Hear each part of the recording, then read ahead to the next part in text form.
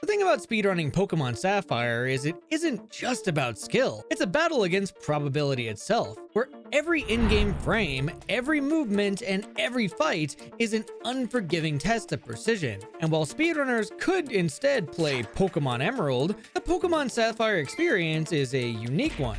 Where Emerald revolutionized how you take on the region with more resources, trainers, and powerful options, Sapphire gave us a more bare-bones Hoenn experience. And with this less polished version of Hoenn came the rippling effects of how this would eventually shape a speedrun, giving the individuals who dare try less experience, levels, and money to work with. If we then take all these little things into account, we get a speedrun where something as small as using a potion at the wrong time can potentially kill a run. So what would happen if you brought together 6 of the best Pokemon speedrunners in the world and told them, if you can beat the world record for this brutal speedrun, I'll give you $1,000?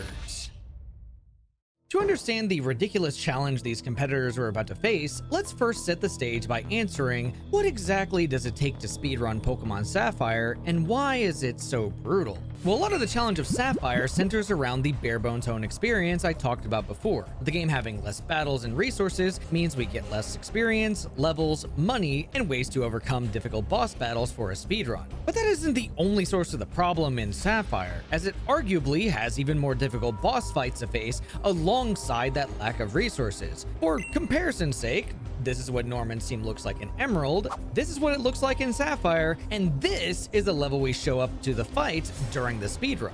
And no matter how much time anyone has ever put into Sapphire, the toll it takes on a speedrunner has consistently proven that sometimes practice isn't enough to become the any percent glitchless world record holder. This becomes especially apparent when looking at how long it took to achieve the current world record, as it took a whopping 833 calendar days just to beat the former one by only 27 seconds. So how long could it possibly take for 6 different people trying at the same exact time? Well, starting on July of 2024, the first of our competitors began their quest to beat Pokemon Sapphire's glitchless world record, starting with Mockwing.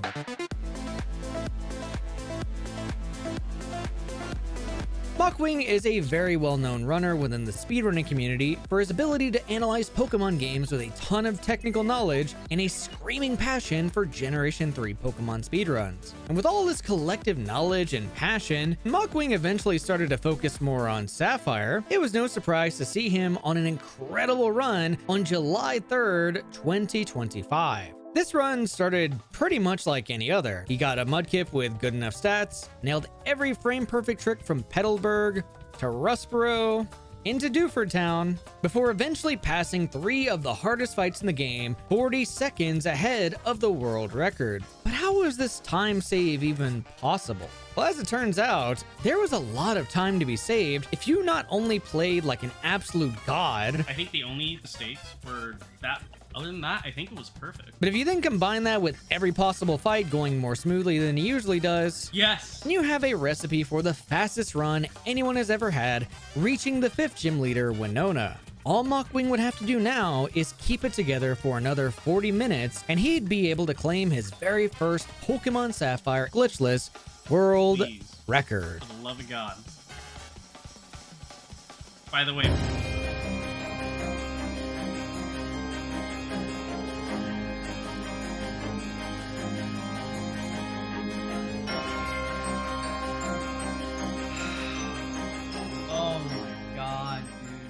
while this single moment in Sapphire history is pretty tragic, I think the even sadder thing is that this happens so often that, in a way, it's kind of become an expectation. Like when our second contender, the master of the glitch Sapphire speedrun, Blue Magma 7, made it past Mockwing on world record pace, only to fall victim to the hardest fight in the game, Tate and Liza.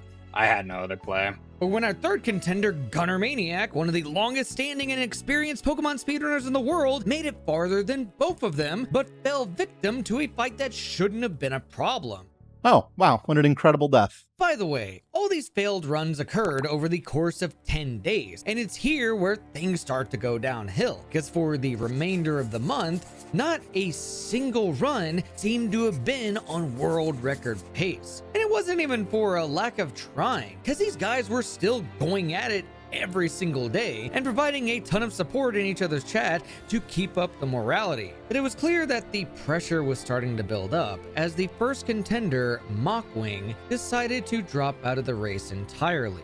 So with motivations at an all-time low, Blue Magma 7 decided to take the destiny of Sapphire speedruns into his own hands and offer up a bounty. A bounty which stated that if you could beat the world record for Pokemon Sapphire speedruns within a certain amount of time, that you'd get $500, which didn't take long at all to go up to $1,000. And before we knew it, we'd have 6 brand new contenders to face Pokemon Sapphire in ways that it had never been challenged. Okay, I know you guys are probably thinking I'm dragging on the video for dramatic effect, but this is literally how it happened. Because these guys are amazing players. They practice and played until their hands hurt, but Sapphire didn't see that effort, choosing to instead turn smaller things into larger than life problems, making it clear that no amount of money could cure the curse that Sapphire had created in the speedrunning scene, as more and more people were beginning to drop from the race. At least until 7 days had passed, where only 2 contenders were left standing. The longtime legend Gunner Maniac and the humble but dedicated speedrunner Truly28 started their runs extremely close to one another, and what happened within the next 2 hours became one of the most magical races I've ever seen in Pokemon speedrunning history. Before we dive into the meat of the story, it takes literal months to get some of these videos out, so if you enjoy me and my team's hard work enough, subscribing to the channel is free. And if you want to support it even further, I have a Patreon where I do director's commentary that should be coming up for this video very soon. The start of this particular race began with Gunner taking an early lead as he mashed techs faster and had less encounters going into Petalburg City. But Gunner's lead wouldn't just stop there, as he would soon find himself acquiring some pretty insane luck.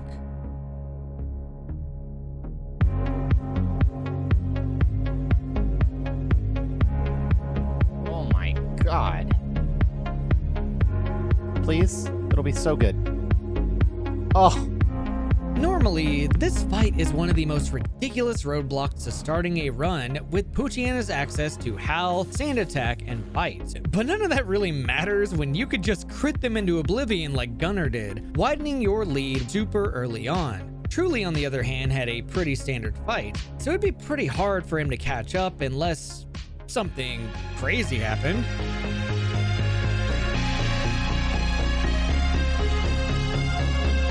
Oh! Love it. This right here is what we call the Rock Sand Magical Crit, which is a critical hit that gives a similar feeling to the one you felt when playing your favorite video game for the very first time. And for this particular run, it's one that would save Truly 19 seconds on Gunner Maniac's pace, or 31 seconds compared to Wave Warrior's world record. But something that is often overlooked in the world of speedrunning is how the highest of highs can leave you vulnerable to the lowest of lows.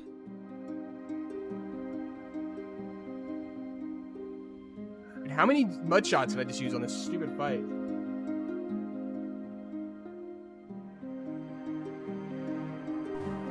Really, man?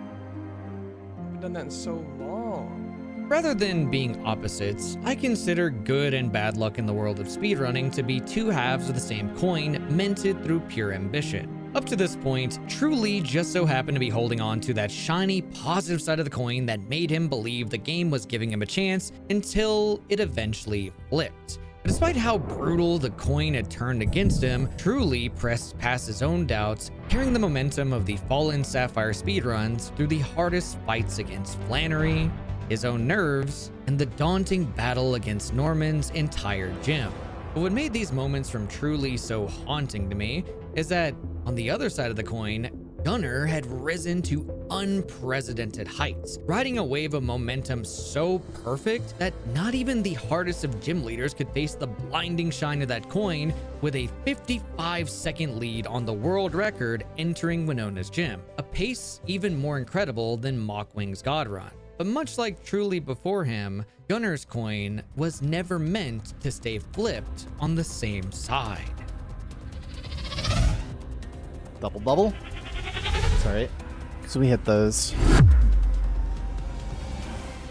Triple bubble. That's still a 50-50. Oh, 4. Come on, dude. This one. That's just so rough. Okay, not dead. Not actually dead. Good thing I mudshotted that fucking Puchiana. We're gonna need surfs. You would supersonic on this turn. You would. Into double protect. For fuck's sake, it's the worst Winona I've ever seen. No, dude. You cannot be serious. Okay, it's unironically max elixir time. Holy mother of God. I mean, there's just no way I have enough surfs. There's absolutely no chance.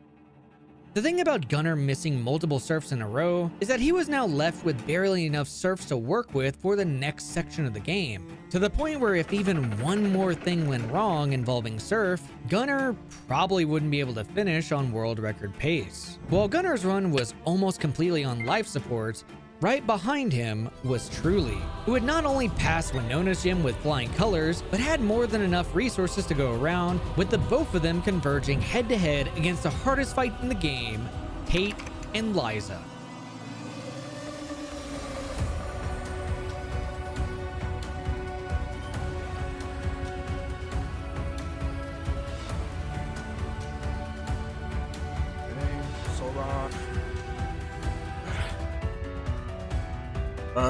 Surf, powder. Oh, it should have been a root, but it could be fine. Okay, I guess that works. That was to save a surf, to be clear. Yes. Oh! Yes! Okay. Okay. Good HP, good fight. Chilling. Both contenders to the world record had pretty decent fights, all things considered. But the world record itself had transcended decent and flew straight to exemplary while facing Tate and Liza. In the words of Gunnar Maniac, time loss was always expected there, but perhaps not in the ways that Gunnar would experience going into Seafloor Cavern. So, we gotta make up some time somehow. So I fuck this up. I go one too many up here. Miss the range, get scary face into a swagger. I'm thinking at this moment, it's like effectively impossible to record from here if I hurt myself, because I'll have to heal on top of the hurt self turn, even though the hurt self turn is already bad enough. But yeah, I hit through, so nice. It's crazy to say how much of a miracle it is that despite Gunnar being this far behind, that his run was still in contention for the world record. But to add even more pressure to both Gunnar and Truly would be what many consider to be the hardest RNG manipulation in Pokemon speedrun history.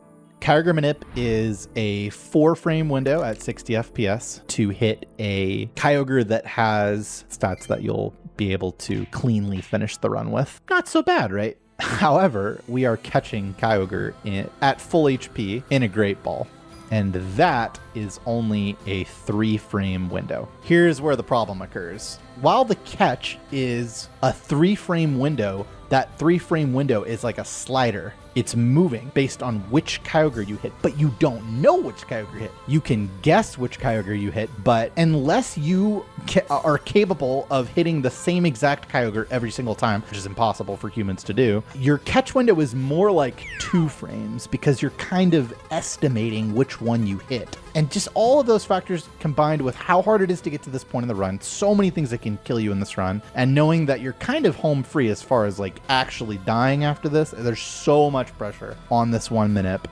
The thing about each of the available Kyogres is that not all of them are created equally, with the best being mild or hasty, and the worst being the calm nature. While both contestants would obviously try and aim for the mild or hasty, Truly would be the only one who stood a chance at obtaining the world record without it. Mild. Well, that is the best one.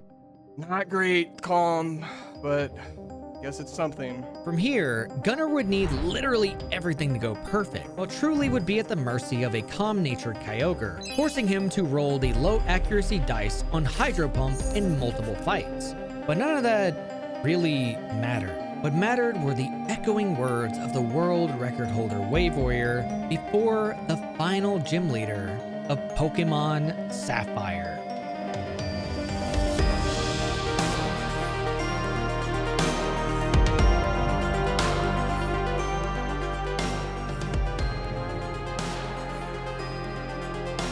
I'm not even really nervous at this point. I mean, past Kyogre, I'm feeling a lot better, honestly. It's gonna be, I mean, it's pretty unrealistic, honestly. I'm locked in, baby. I'm locked in. Come on. Holy shit. I'll wake everybody up in this fucking house. Might have to go for something crazy. World record pace? I mean, nerves? Never felt this before. Obviously, we won't really know what the real best possible time is until we get through Drake. And obviously, Glacia is a big fucking stepping stone. Big hurdle on Glacia. And then a few ranges along the way.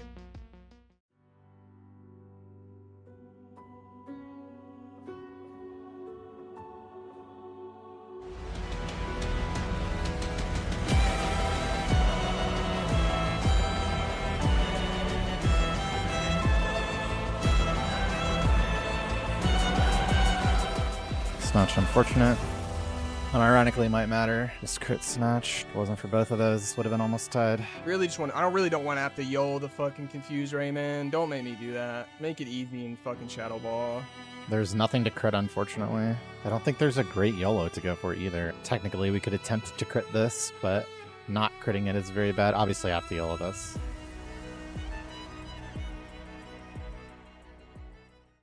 Yes! Okay. Oh my god, okay, I go in. I go in. Can do Healless Glacia now. Maybe a chance. Why, it's a big hurdle. Huge fucking hurdle right here. It's literally, I just need to not get paralyzed on this. Very important. Very, very important. Okay. Come on, daddy. Fuck. Probably it then. Do I live? Like, I have... do I set up on the CeeLo? Like, I definitely live. Do I set up on the second Celio to take less damage? Yeah, I think I need to go Healless.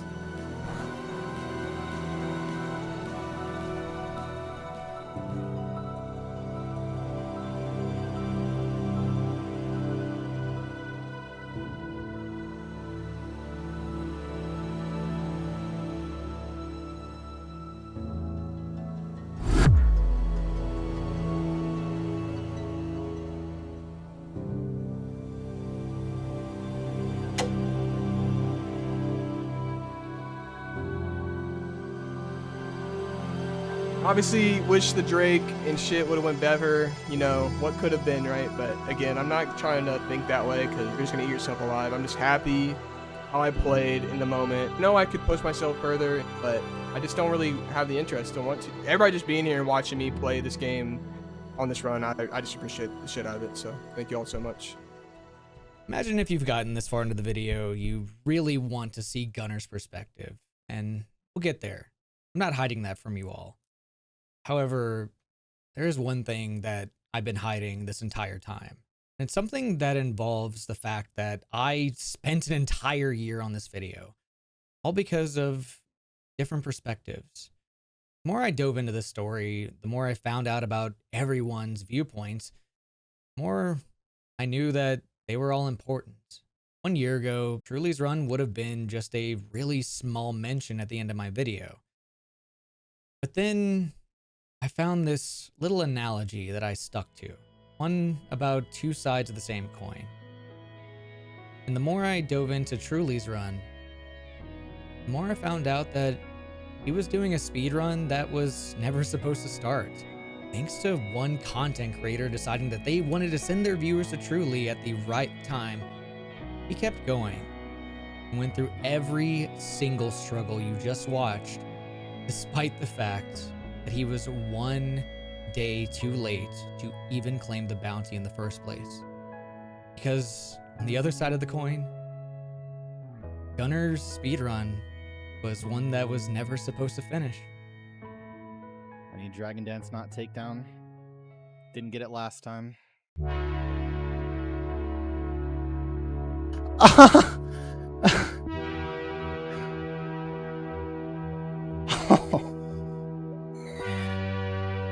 don't know if that's good enough, but it's faster than Dragon Dance.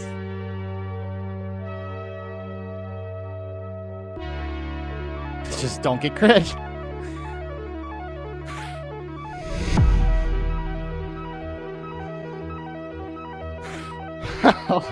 Oh my god.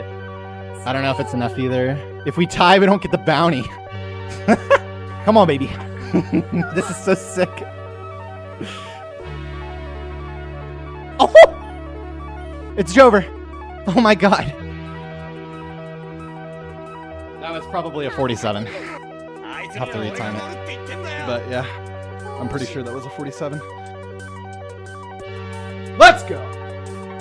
It didn't matter that this record was beaten by only 3 seconds, nor did it matter who won in the end. What mattered is the hardship and stories that everyone left behind during these moments in speedrun history. Ones that I don't think would have been as appreciated if I had made this a small mention at the end of my video. Because people like Mockwing and Blue Magma 7, who worked so hard to make playing Sapphire easier, deserve to be seen. Or the efforts of Wave Warrior giving support to people who were aiming to take away a record he cared so much about achieving needed to be noticed. Or keeping it Icy and Bouncy, who are incredibly good at Pokemon runs, don't get enough attention for how good they actually are. And finally, the strength it took for both Gunner Maniac and Truly 28 to push as far as they did despite every obstacle that told them that the goals they were aiming to achieve were impossible. And that, I think, is a story that every single person deserves to be remembered for. And if you agree with that, here's where you can find every single one of them. Special thanks to Gappy V and CV for supporting me on Patreon.